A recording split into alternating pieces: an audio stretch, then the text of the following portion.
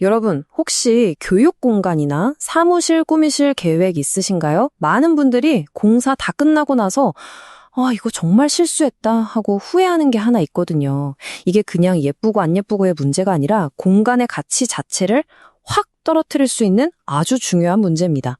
오늘 그 이야기 제가 확실하게 짚어드릴게요.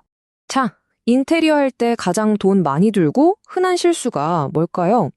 아마 대부분, 색깔 잘못 골랐나? 아니면 가구 배치가 0, 이런 걸 떠올리실 거예요. 그쵸? 근데 진짜 치명적인 실수는요, 눈에 잘 보이지도 않는 곳에서 터집니다.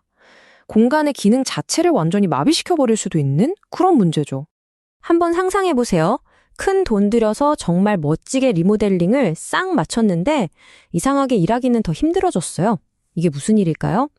실제로 많은 학원장님들이나 사무실 관리자분들이 겪는 정말 답답한 상황이거든요. 도대체 뭐가 문제인지 한번 들여다보죠. 바로 이런 하소연을 정말 많이 듣습니다. 아니, 유리 칸막이 공사까지 다 했는데 방음이 하나도 안 돼요. 진짜 딱 이런 말씀들을 하세요. 겉보기엔 번쩍번쩍하고 멋진데 정작 옆방 소리가 다 들려서 뭐 하나 제대로 할 수가 없는 그냥 소리 새는 공간이 되어버린 거죠. 우리가 인테리어 공사할 때 보통 뭐부터 생각하나요? 첫째, 디자인 예쁘게.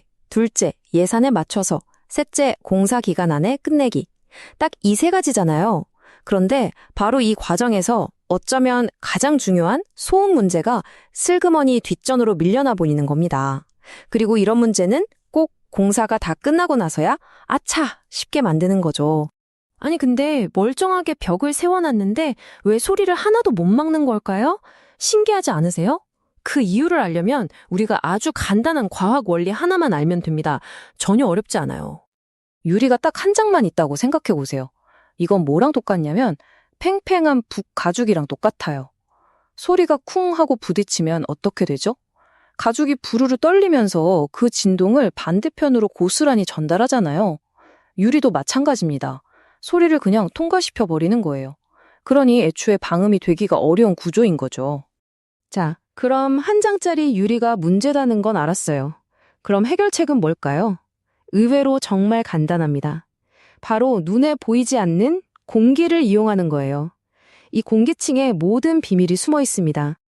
이게 바로 우리가 이중 유리, 영어로는 더블 글레이징이라고 부르는 건데요. 말 그대로 유리 두 장 사이에 공기를 가둬놓은 시스템이에요. 포인트는 바로 이 갇혀있는 공기층. 얘가 소리가 가진 에너지를 꿀꺽 삼켜버리거나 이리저리 흩어지게 만드는 아주 중요한 역할을 하는 겁니다. 소리가 어떻게 막히는지 한번 볼까요? 자, 소리가 첫 번째 유리에 땅 하고 부딪힙니다. 그럼 진동이 생기겠죠? 근데 이 진동이 중간에 있는 공기층을 지나가면서 힘이 쑥 빠져버려요. 그래서 두 번째 유리에 도착할 때쯤이면 진동이 거의 흐물흐물해진 상태가 되는 거죠. 자동차의 충격 흡수 장치, 쇼크 흡소버랑 원리가 똑같다고 보시면 돼요. 여기서 진짜 전문가들만 아는 꿀팁 하나 더. 방음 효과를 극대화하고 싶으시면 유리 두 장의 두께를 다르게 하는 게 좋습니다. 왜냐하면 두께가 다르면 서로 떨리는 주파수가 다르거든요. 그래서 한쪽 유리가 막 떨려고 할 때 다른 쪽 유리가 그 진동을 잡아주는 서로 상쇄시키는 효과가 생겨요. 그럼 소리가 커지는 공명 현상까지 막을 수 있어서 방음 효과가 정말 드라마틱하게 좋아집니다. 자, 지금까지 쭉 이야기한 것들을 종합해보면 결국 딱 한 가지 결론에 도달합니다. 바로 공사를 시작하기 전에 내리는 결정이 나중에 수습하려고 애쓰는 것보다 100배, 1000배는 더 중요하다는 사실이죠. 정말 이게 핵심이에요. 어떤 칸막이 소재를 고르느냐, 이건 그냥 어떤 디자인이 예쁠까 하는 차원의 문제가 절대 아닙니다. 그 공간이 제대로 된 역할을 할 수 있느냐 없느냐를 결정하는 말 그대로 첫 단추를 꿰는 일인 거죠. 실제로 이런 일이 있었어요. 한 학원에서 그냥 보기 좋다고 단판 유리로 강의실을 쫙 나눴거든요. 결과가 어땠을까요? 옆 강의실 선생님 목소리가 너무 잘 들려서 수업에 집중이 안 된다고 강사님들 불만이 터져 나온 거예요. 결국 어떻게 됐겠어요? 처음 공사비보다 훨씬 더 큰 돈을 들어서 재시공을 해야 하나? 학원 문 닫고 공사할 수도 없고 정말 골치 아픈 상황에 빠진 거죠. 그런데 반대로 처음부터 이건 방음이 중요해 라고 생각하고 제대로 투자한 곳들은 어땠을까요? 뭐 결과는 말할 것도 없죠. 강의실 끼니 소음 간섭도 전혀 없고 중요한 상담 내용이 밖으로 새 걱정도 없으니까요. 장기적으로 봤을 때 훨씬 안정적으로 운영이 되는 건 당연한 결과였습니다. 그래서 이런 원리를 제대로 적용한 시스템들을 보면 딱 공통점이 있어요. 예를 들어 모노듀어 같은 제품을 보면 두꺼운 강화 유리를 2장 사용하고 그 사이에 방음의 핵심인 공기층을 확실하게 확보하죠. 그리고 이 전체를 아주 튼튼한 프레임으로 딱 잡아줍니다.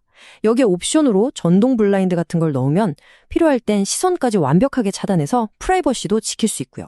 그리고 이런 시스템의 진짜 좋은 점이 뭐냐면 설치가 되게 깔끔하고 빠르다는 거예요. 막 현장에서 용접하고 실리콘 쏘고 이런 게 없거든요. 특히나 수업이나 업무를 계속해야 하는 학교나 사무실 입장에서는 공사 때문에 운영을 멈추는 시간을 최소화할 수 있다는 게 얼마나 큰 장점이겠어요? 정말 중요하죠. 자, 그럼 오늘 이야기의 결론입니다. 성공적인 그리고 제대로 된 현대 공간을 만들고 싶다면 우리가 가장 먼저 지켜야 할 규칙은 대체 뭘까요? 이젠 음영 설계나 방음 이런 게 그냥 하면 좋은 것 수준의 사치가 아니라는 겁니다. 필수가 됐어요. 생각해 보세요. 요즘 공간들 한 곳에서 강의도 하고 개인 상담도 하고 심지어 유튜브 촬영이나 온라인 수업 녹화까지 하잖아요. 이렇게 복합적인 공간에서 소음 제어가 안 된다? 그건 그냥 운영 품질이 엉망이라는 얘기랑 똑같은 거예요. 그래서 요즘엔 이 업계 전문가들 생각도 많이 바뀌고 있어요. 예전에는 방음 공사하면 돈 더 드네 이렇게 추가 비용으로만 생각했는데 지금은 달라요. 나중에 문제가 터져서 해결하는 데 들어갈 더 큰 돈과 시간을 막아주는 아주 현명하고 필수적인 투자라고 생각하는 거죠. 마지막으로 이 말은 꼭 기억해 주셨으면 좋겠습니다. 공간은 한번 만들고 나면 다시 되돌리기가 정말 어렵습니다. 조급하게 빨리 결정하는 것보다 조금 시간이 걸리더라도 제대로 올바르게 선택하는 것이 결국에는 여러분의 시간과 돈을 아껴주는 유일한 길입니다. 자, 이제 한번 여러분의 공간을 돌아보세요. 지금 여러분이 계신 그 공간은 과연 사람들이 온전히 집중하고 자기 일에 몰두할 수 있도록 도와주고 있나요? 아니면 혹시 자기도 모르게 그들을 방해하고 있는 건 아닐까요?